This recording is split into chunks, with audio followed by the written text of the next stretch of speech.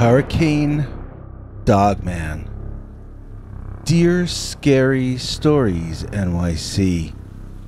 First of all, I want to say prayers for everyone down in Louisiana and any other places being hit by this most recent storm attack from Mother Nature. For me, it brings back sharp memories of another storm that hit right near that same location back in 1974 when I was a young man.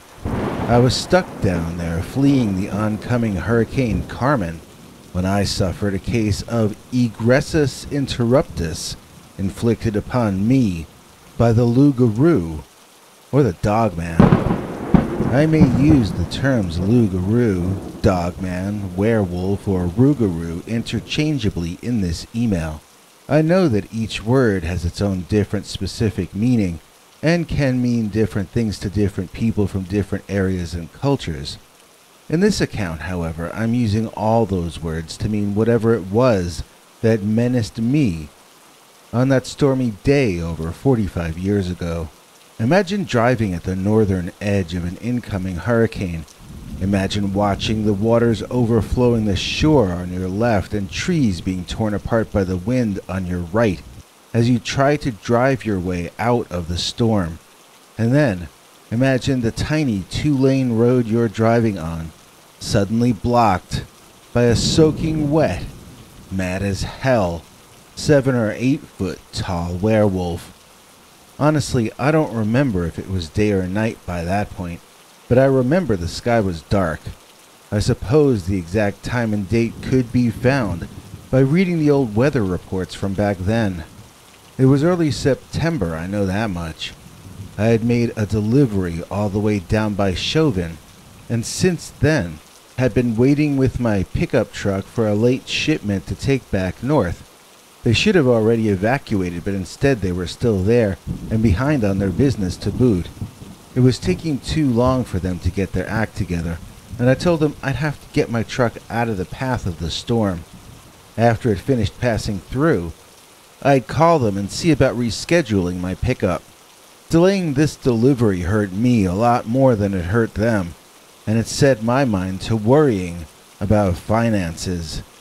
I was distracted and concerned as the rain and the wind started blowing all around me. I could feel it pummeling the truck as I drove. I was getting frightened that I might get blown right off the road. I read the next day that the winds hit 120 miles an hour, at least down at Point au Fer where it touched ground. I was east and north of there, up around Montague or coming up to it soon. In fact, I remember I was on Montague Road. The water running along the left of the road was all choppy, like I'd never seen it before. The brush on the right was flailing around wildly in the wind. Branches and chunks of vegetation were blowing high in the sky all over the place. The telephone poles were rocking a little too freely back and forth in the softening, muddy ground. If those poles carried electrical wires, then any of them coming down might black out an entire area, while creating a deadly situation down on the road. For me, to say that I was in a hurry to get out of there would be an understatement. I wanted to drive much faster than I was, but the car felt like it was hydroplaning when I would get up any higher than around 50. That was probably for the best, though, as I would come across a large, hairy, dog-headed troll creature standing there, blocking the road and refusing to allow me to pass. There were no real banks on either side of the two-lane blacktop. On the left was water sloshing up onto the road, and on my right was a steep embankment of muddy dirt. I had to remain right on that road, but that road ahead was blocked by a very large dog or wolf that stood taller than a bear on its hind legs. Its fur blew madly in the wild storm. Its eyes lit up whenever I would look in them. It was unnerving to see, like this was some alien intelligence or something. I know it's just animal eye shine, but it makes them look like they're from outer space in my opinion. I mean, this was beyond annoying. This was nightmarish. I was unable to get home because a monster was literally blocking my path. why was it doing that? Why wasn't it hiding somewhere or running away from the storm itself? It didn't make sense, just like a nightmare never does make sense. That was the most unnerving part.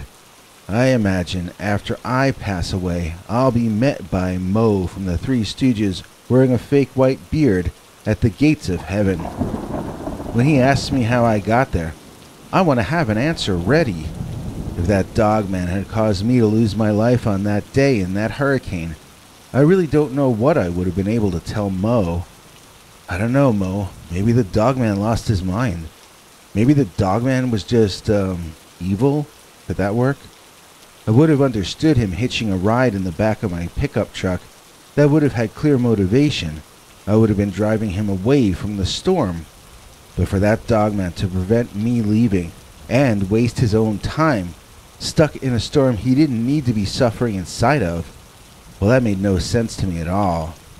It was a frustrating moment, but also a terrifying one. What could I do? What would you have done? I couldn't go back where I came from, and I couldn't get past this point. I couldn't get out of the car.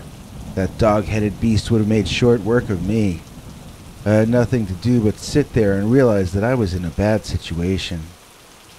The dogman, for his part, held his arms wide at either side. He rocked in his little circular space, taking a step or two forward, then to the side, then back, then repeat. He never really advanced or retreated, but he constantly gave the impression that he might do either. It was obvious he was saying that I could not travel past that point, but there was no apparent reason for his insistence on this. I remember when I was looking out at him, so large, so feral, and yet so concerned with traffic, that extra feeling that things had stopped making sense. I was stressed. I was tired. I was nervous. I was afraid of the hurricane. And yet, I was more afraid of this big hairy dog-like monster man dripping wet blocking the road than I was of all the rest of it. He wasn't just regular scary. He was extra scary. And I can't explain it to you either. He was a glowing-eyed, oversized, upright, walking canine. He was just scarier than anything else ever. I could have tried to speed up and drive past him, but his posture made it clear he would use that opportunity to leap on the car. Why this terrified me more than the hurricane, I can't really tell you. I just know that I didn't have the nerve to try to drive past him. His claws looked like they could cut through diamond. I felt a rumble growing from underneath. I thought at first that it might be an earth tremor. It wasn't that, but it was still something familiar. The dogman looked off in the distance behind me at something. I heard the big horn of a semi, and I knew that someone was driving an oversized vehicle on this teeny tiny little road. Looking back there, I saw his blinding lights coming closer.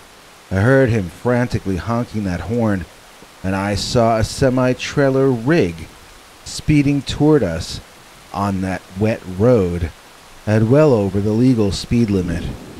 Not only was he going to run right over the werewolf out my window, but this SOB was so determined to get out of the way of Hurricane Carmen that he was about to plow me over too.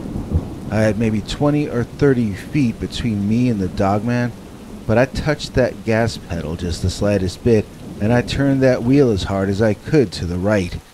I didn't care too much about the muddy side of the road anymore. I cared more about getting my truck smashed into from the rear by a huge semi. As soon as my right front tire went off the road, though, I could sense how soft the dirt had become, and I pulled right back up onto the very edge of the road. If I was about to get smashed up from the rear, at least I knew I had pulled over as far as possible. If I went even an inch further, we'd either slide down that hill, or maybe roll over, and then slide down the hill. I had done all I could. I looked around, saw that the dogman was now alongside my driver's window, but he wasn't paying any attention to me. He was focused on trying to display his ferocity to the oncoming block-long truck and its driver, desperate to get out of Louisiana while he still could. I was an innocent bystander in either case. I closed my eyes, and I thanked God or the universe for letting me live as long as I did. Then, I prepared for it all to end loudly. I looked to my left, and there was the Dogman, his arms held wide, his chest pushed out, roaring in the face of the speeding truck plowing toward him. Then, I saw the truck driving left to right, removing the Dogman entirely from my view. That truck drove by, and by, and by, blowing its deafening horn. When it was done and gone, my car and I were still in one piece. The road was now entirely empty.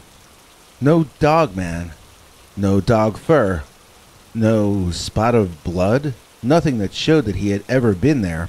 I watched the water slopping onto the road on the other side, and I heard the trees whipping in the wind on my side. It took some time for me to comprehend that I was alone now in the storm. The truck had gone by and missed me. The Dogman had just disappeared. Had he jumped out of the way at the last second? Had he been hit and thrown into the woods or into the water? Was he plastered into the front end of that semi like Wile E. Coyote in an old Roadrunner cartoon? I'm quite happy to say that I haven't got an answer to any of these questions. I just had such a sense of relief that the Lougarou was gone. I could now return to driving in a hurricane. I had been feeling sorry for myself, stressed about the weather, worried about money. Then, that stupid Dogman made things so much worse that I almost died. Yet afterward, I was right back in the same situation. Yet I was so grateful to be back in that same situation. The exact same thing I had pitied myself over was now the reason I was happy. My mother used to say, "Life isn't what happens to you. It's how you decide to think about what happens to you." I used to call her a crazy old bat when she would say that, because she'd only say it to me when I was disappointed or hurt or unhappy in some way. In that moment of relief, though, the old saying came back to me, and in that new context, it made a lot of sense. I may still have been stuck in Hurricane Carmen with 120-mile-per-hour winds, but at least I wasn't stuck in the storm with Hurricane Dogman. We've got another late summer Dogman story for you in a second, but first, please allow me to give a shout out to our newest $10 channel member, Sandra Freeman. Our executive producer is Sandra Freeman, more painterly graced than the Leroy Neiman. She goes by the name of Sandra, wittier than a double entendre. Please join us in thanking today's executive producer, Sandra Freeman, for making this episode possible. In return, we share all our perks with her. She gets to see the weekly secret uncensored Sunday stories. She gets to see the new secret Wednesday special stories. Sandra gets access to our 21 hours of archived secret uncensored scary Dogman stories, and whenever possible, Sandra gets to watch our shows in advance of the general public. If you would like to be as cool as Sandra Freeman, just join our PayPal subscribers club at peterbernard.com, or do what Ms. Freeman did and click the join link under this or any of our videos. And now, thanks to our newest $10 executive producer, Sandra Freeman, we are able to jump into our next late summer Dogman story. And this is the one we call The Dogman That Wanted Air Conditioning. Dear Scary Stories NYC, my wife Barb and I found a Dogman staying in our own home. It's an incredible story that I'd like to share with you. First of all, I know it's crazy to buy a vacation home and then go on vacation from your vacation home, but that was the level of decadence the two of us had reached when this story started out. We had moved from New York to go on permanent vacation in a small West Virginia McMansion with 4 acres of woods surrounding it. I suppose due to the land we can't really call it a McMansion, but we do anyhow. Then, my investments paid off to the tune of us deciding to purchase additional property in Florida. It was a good luck story, really, and the two of us were on a roll. Sometimes when you go on a long winning streak, fate starts to get annoyed with you. Whoever or whatever runs the clockwork of the world decides to even things out again by penciling in a little meeting between you and the Dogman. We were only going to be gone for 3 days, so we brought our cat Melba Toast with us and locked the place up. I left the HVAC on to keep the place cool. I like the house to be ice cold when we get home. It's just my thing. We got our business and a little relaxation done in Florida and ended up making it back home a few hours earlier than planned. It was dusk. I remember how beautiful the sky was that night and how happy we both were. Life was sweet and becoming sweeter. We had no idea what was about to happen to us. My wife got the cat, and I grabbed the rest of our luggage, and then we walked around to the back door of the house. It was easier for us to do it that way for boring reasons. As I reached the back door, though, I could see that it was already open. I told Barb to get herself and Melba back in the car and lock the doors. Then call the police, because we had a break-in. I pushed the door open and quietly walked inside, looking around. My heart was pumping hard, and a voice in my head told me I should be in the car with my family, waiting for the police to come here and do what I was doing. But this was my home, and I was offended that someone would be in there. Of course, it was icy cold inside since I had left the AC on high. How could I blame someone for wanting to get in out of the heat? I hoped they would turn out to be a reasonable person so that I could forgive them and send them on their way. I hoped they didn't have a weapon, since I had nothing with me. Realizing this, I made a right into the study to grab a poker from the fireplace to defend myself with. Before I was even 2 feet into the room, from behind the door sprang a huge horse of a man. I mean that in both the sense of his large size, as well as in the sense that he was covered in fur. He was actually an animal. Speeding past, he brushed me aside like a brown gorilla brushing off a butterfly. Catching myself before falling, I was able to lean myself back and get a good view of the beast man running away. It was not a horseman, as my first impression had told me. It was some kind of a dog-headed caveman, or possibly a werewolf. It had a canine-shaped head and pointed wolf ears up on top. It was brown in places and gray in others, but it was covered everywhere in dog fur. It ran on its hind legs, which resembled human legs mixed with the hind legs of a hound. Its front legs were nearly arms, and the paws at the ends of them were nearly hands, or claws at least. They looked as if they could grab and hold things, although I did not witness that behavior. He slammed one door open by pushing his flattened hand paw into it, and I could see that his paw consisted of short fingers ending in claws. The dew claw was more properly a thumb, at least in appearance. He ran through that door, turning in the direction of the back door where he had clearly been the one who broke in. I nearly relaxed until I realized he might not be the only one. I heard my wife and cat scream outside, and I could guess what they had just witnessed racing past them. I got out of the house and regrouped with my family in the car to wait for the cops. If there was anyone else in there, let the cops find them. Barb told me she had the cat out and it got its claws stuck in her outfit and screamed, swiping at her face, and that made her scream too. That was the screaming I heard? Then, after telling me that story, she told me about the furry in a werewolf costume that she saw running by. She said it was a really realistic-looking werewolf outfit that she might have thought was real. I asked her why she didn't, and she said, "Honey, everyone knows werewolves aren't real." So that's why she decided it was a furry. A super fast furry. A super fast furry wearing a hot, sweaty furry costume on a hot, humid day in the 90s. I thought this was a real creature, but there's nothing to be gained from disagreeing with Barb. It can only lead to trouble.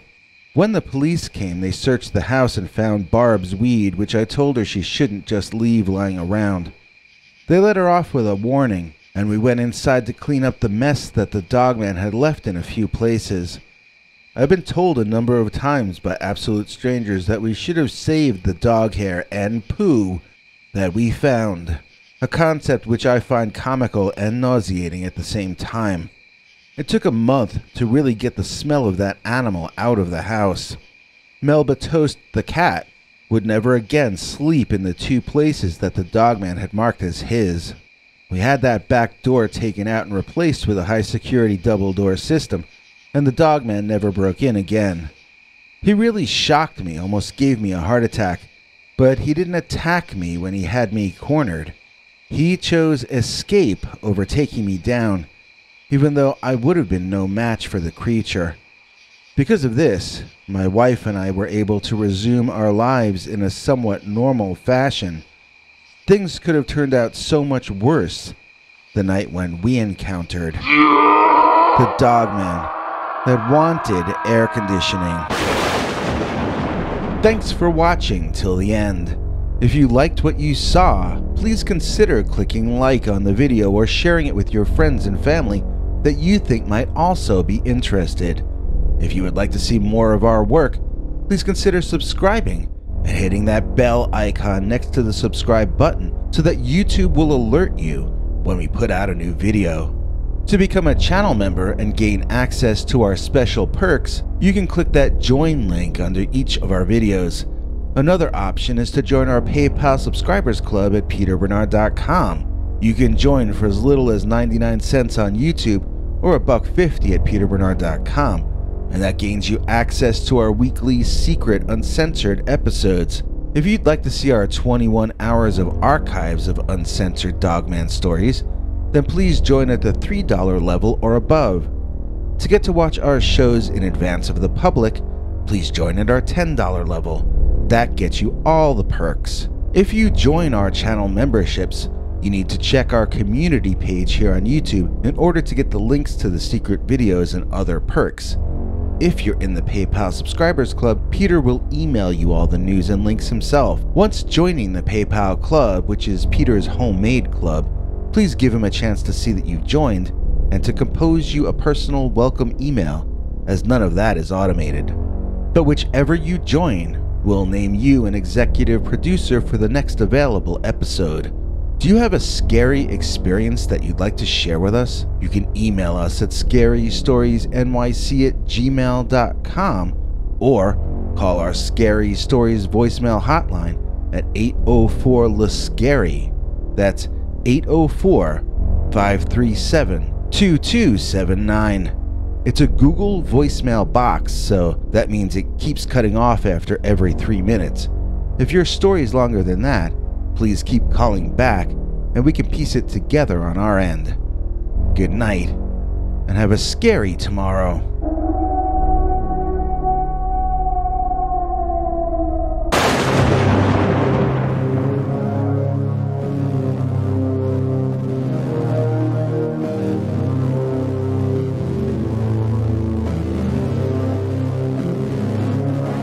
Come back for more scary stories.